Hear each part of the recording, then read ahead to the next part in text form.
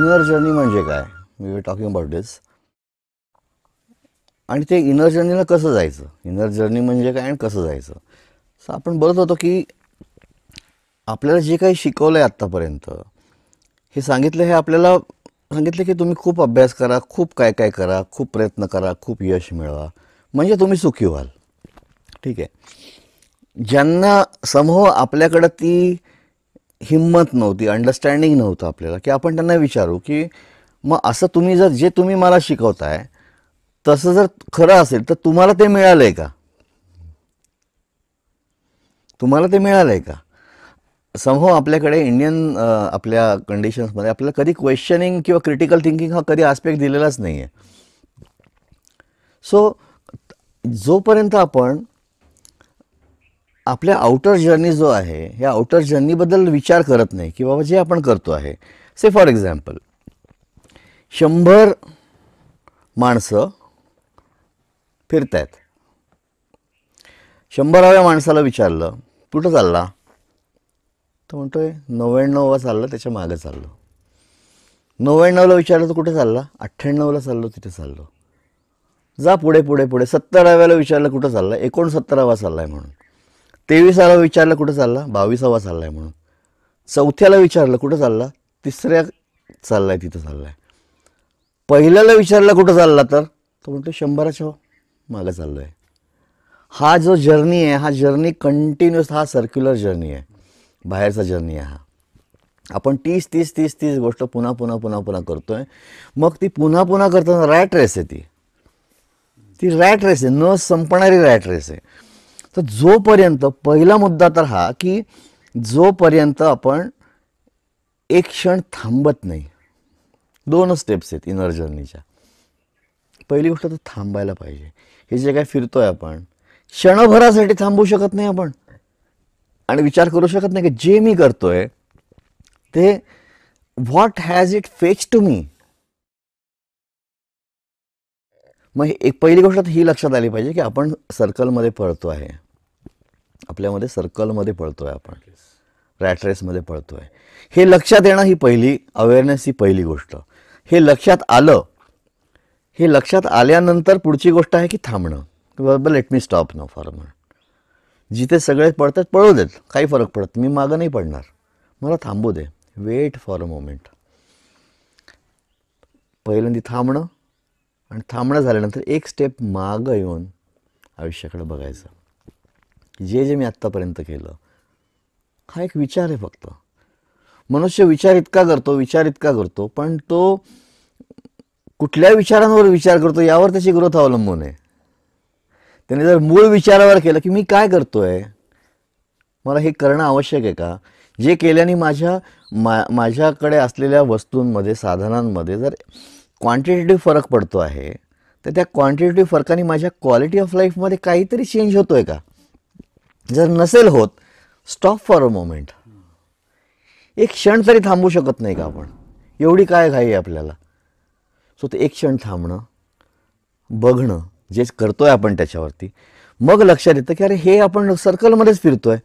मग सर्कलमध्ये फिरता फिरता फिरता फिरता फिरता त्या सर्कलच्या बाहेर जाणं, हे आज जाणं आहे आपल्या. जेव्हा लक्षात येतं आपल्याला की बाहेर फिरून फिरून फिरून फिरून मी किती फिरून काय मिळणार आहे मला, हे जोपर्यंत आपण लक्षात देत नाही तोपर्यंत आतला प्रवास सुरूच होऊ शकत नाही. आतला प्रवास म्हणजे काय, आतला प्रवास म्हणजे काय. आतला प्रवास म्हणजे आपण असं म्हणू शकतो की बाहेरचा प्रवास आहे, हा प्रवासाचा फोकल पॉईंट काय आहे, त्याची खुंटी काय आहे. मी ही खुंटी आहे, मी पळतोय, मला पळायचं आहे, मला जिंकायचं आहे, मला यश पाहिजे आणि मला सक्सेसफुल व्हायचं आहे, मला सुख पाहिजे. ती जी खुंटी आहे ही मीच्या भोवती आहे.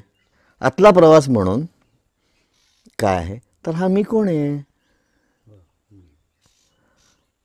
हा जो मी आहे हा कोण आहे, ज्याला सुख पाहिजे, जो आनंद शोधतोय, ज्याला तृप्ती पाहिजे, ज्याला समाधान पाहिजे, हा कोण आहे मी. आणि हा मी 8 तासांच्या झोपेमध्ये कुठं असतो. मग साधा विचार कर की कुठल्याही माणसाची स्वस्थ स्थिती कुठली आहे? 8 तासांची झोप का 16 तासांची जागृती? झोपेची अवस्था. हा प्रत्येकाचा अनुभव आहे. झोपेची जी अवस्था आहे ही परिपूर्ण अवस्था आहे, कारण त्याच्यामध्ये कुठल्याच गोष्टीची कमतरता नाही आहे. तिथे फुलफिल्ड लाईफची पण गरज नाही आहे, तिथे देवाची पण गरज नाही आहे, तिथं पाप नाही पुण्य नाही, तिथं अपूर्णता नाही आहे, ती पूर्ण स्टेट आहे. मग हा पुनर्विचार करणं की मग 8 तासामध्ये मला जे सुख मिळतं, जो आनंद मिळतो, त्या 8 तासांमध्ये नक्की असं काय लपलेलं आहे? काय लपलं आहे नक्की की ज्यामुळे मला तो स्वास्थ्य मिळतो? 8 तास झोप म्हणजे आपलं मोबाईल चार्जिंग घेते, म्हणजे बाकीचे 16 तास बॅटरी काम करते. त्याचं कारण ती 8 तासांची झोप आहे. जर आली तर मग त्या 8 तासांमध्ये असं काय आहे जास्ती, किंवा काय आहे काहीतरी ॲबसेंट? तर आपण विचार केला तर लक्षात येतं की त्या 8 तासांमध्ये मन नावाचं जे काही एक ॲप आहे ते ॲबसेंट आहे. आणि मन नावाचं ॲप ॲबसेंट असल्यामुळे ऑब्लिव्हियनमध्ये आहे, म्हणून तो स्वस्थता मिळते. हा विचार केला तर मग आता you come back again to the point की मग ते मन म्हणजे काय, आणि मग त्या मनावरती मी कसं काम करू, हे पुढं प्रवास सुरू होऊ शकतो. पण पहिल्यांदा ॲबसेंट काय आहे तर मन ॲबसेंट आहे. मन म्हणजे मी, मन म्हणजे मी मुकुटधारी अहंकार, तो ॲबसेंट आहे. मग तो ॲबसेंट असल्यामुळे सुख मिळतंय, तो ॲबसेंट असल्यामुळे सुख मिळतंय. मन ॲबसेंट आहे, मी ॲबसेंट आहे, म्हणून सुख मिळते. मग आता तो आहे कोण? मग जो 16 तास फक्त असतो आणि 8 तास नसतो. मग जो 16 तास असतो आणि 8 तास नसतो, हा कोण आहे नक्की? त्याचा शोध घेऊयात का आपण? त्या मीचा शोध म्हणजे अध्यात्म, म्हणजे आतला प्रवास. अजून काहीच नाही आहे. तो कोण आहे? कारण कुठंतरी क्वेश्चनिंग व्हायला पाहिजे. एक हा मार्ग आहे. दुसरा मार्ग, एक तर त्या मीचा शोध, किंवा ज्यांना आयुष्यात असे काही प्रसंगांचा अनुभव आलेला आहे की ज्याच्यामध्ये त्यांना लक्षात येते की कित्येक वेळेला घटना घडतात आयुष्यामध्ये, प्रसंग आपण सामोरे जातो, अनुभवाला येतात, आणि त्यावेळेस असं आपल्याला वाटतं की अरे हे झालं, कसं झालं मला नाही माहिती, कसं झालं मला माहिती नाही. म्हणजे एक उदाहरण मी नॉर्मली देतो, ते म्हणजे की प्रत्येकाला आपल्याला अनुभव आहे की आपण कार चालवत असतो, बाईक चालवत असतो, आणि हे चालवताना असा कधी ना कधीतरी प्रत्येकाला अनुभव येऊन गेलेला आहे की कधी ना कधीतरी रात्री ड्राईव्ह करताना, दुपारी जेवण झाल्यावर ड्राईव्ह करताना आपल्याला फ्रॅक्शन ऑफ सेकंड्स आपल्याला डुलकी आलेली असते. ते फ्रॅक्शन ऑफ सेकंड आपण म्हणतो, पण आपल्याला माहीत नाही. It could be 20 seconds, 30 seconds, माहिती नाही, मिनिट पण आला आहे ना अनुभवाला की कधीतरी डुलकी लागली आहे. मग ही जेव्हा डुलकी लागते त्यावेळेला who is driving the driver? गाडी व्यवस्थित चालली आहे, गाडी धडकलेली नाही आहे, पण जाग आली आहे आणि लक्षात येते की आपण बरोबर आहोत. हा एक अनुभव, एक उदाहरण म्हणून सांगतो. असे अनुभव आपल्याला आयुष्यामध्ये येतात की त्याच्यामध्ये अरे मग कोण चालवत होतं गाडी? स्टिअरिंग माझ्या हातात होतं, गाडी माझ्या मालकीची आहे, मी चालवत होतो, पण मला डुलकी लागली होती. मग तो जो मी आहे तो मी तिथं नव्हता. मग त्या मीचा बाप कोण होता तिथे, जो गाडी चालवत होता? Who was driving the driver? हाही जर एखाद्याला अनुभव आला तरी देखील तो त्या विचारापर्यंत जाऊ शकतो की मग तो कोण आहे जो ड्राईव्ह करत होता. X factor. नाव द्या नका देऊ, कोणी त्याला देव नाव द्या, ईश्वर नाव द्या, परमात्मा नाव द्या, ॲब्सोल्यूट नाव द्या, अस्तित्व नाव द्या, स्वरूप नाव द्या, आवड तुमची मर्जी. पण समथिंग वॉज देअर, समथिंग.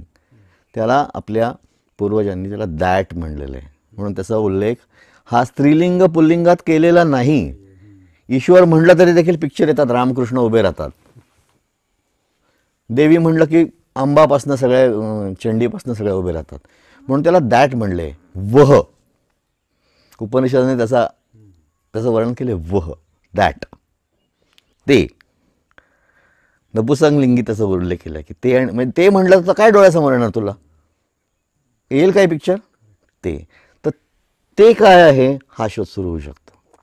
त्यानेही माणूस परत तिथेच आतलाच प्रवास सुरू होतो. तर एक तर ते काय आहे जे माझ्या मनबुद्धीमध्ये बसत नाही, जे माझ्या मनबुद्धीच्या पलीकडं आहे ते काय आहे. नाही तर जे माझ्या मनबुद्धीत बसतं म्हणजे मी, अहंकार रूपी मी कोण आहे. दोन्ही गोष्टी एकाच ठिकाणी येऊन जाणार. That is inner journey. दोन्ही गोष्टी एकाच ठिकाणी येणार तुम्हाला. मी फिरून फिरून भोपळे चौकातच येणार,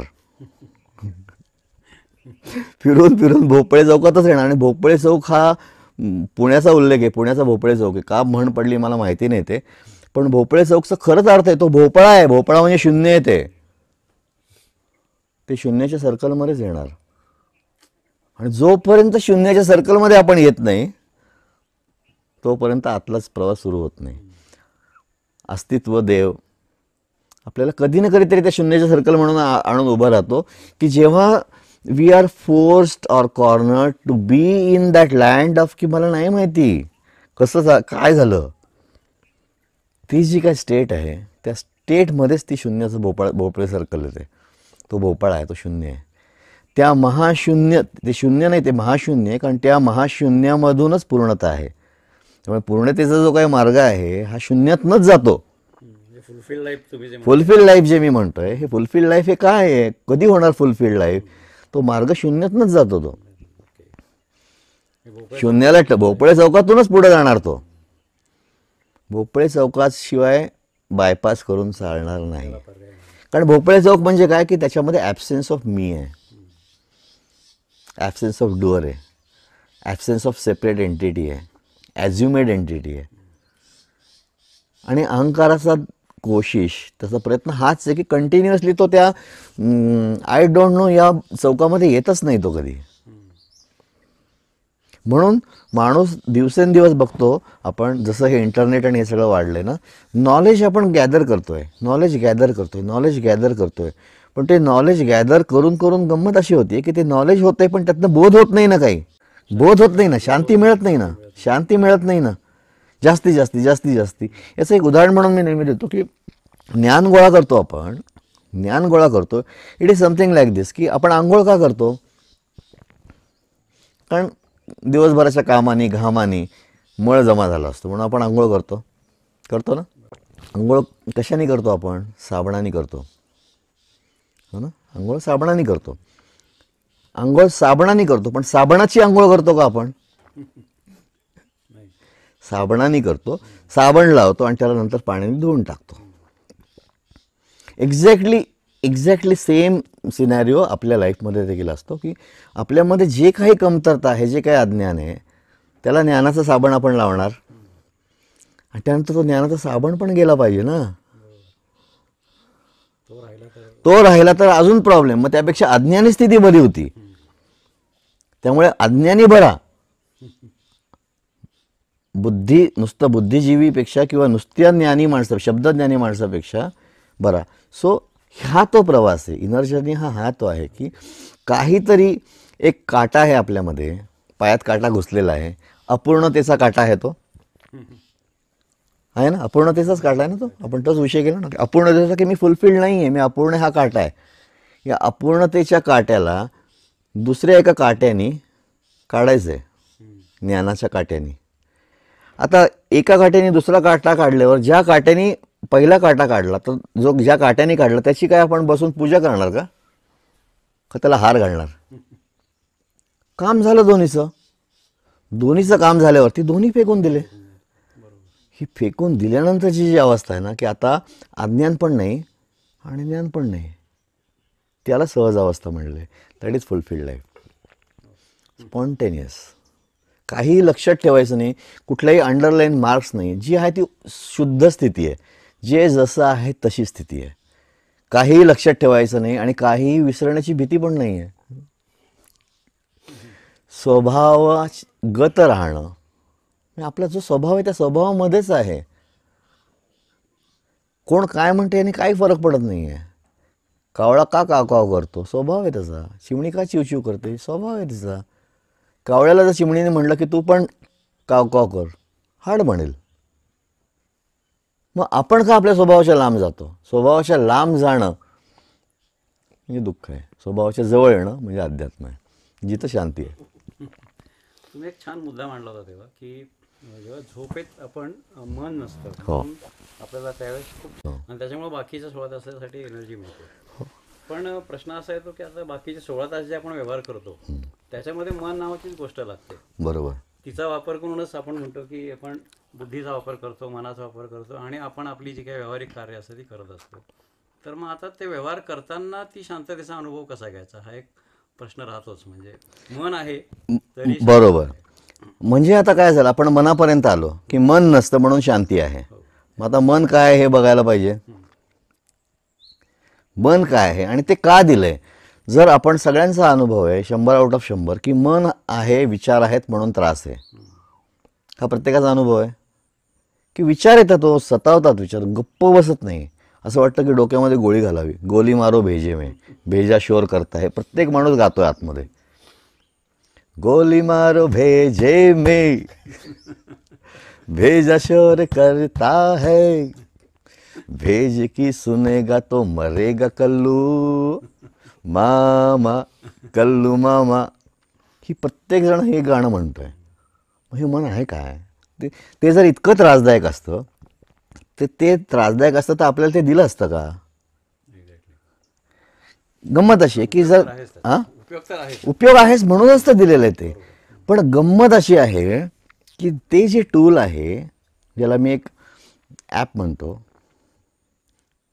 हे ॲप दिलेलं आहे कामासाठी दिलं आहे. पण गंमत अशी की ज्या कामासाठी ते दिलेलं आहे त्यासाठी आपण ते वापरत नाही आहे आणि आपण भलत्याच कामासाठी ते वापरतोय. उदाहरण,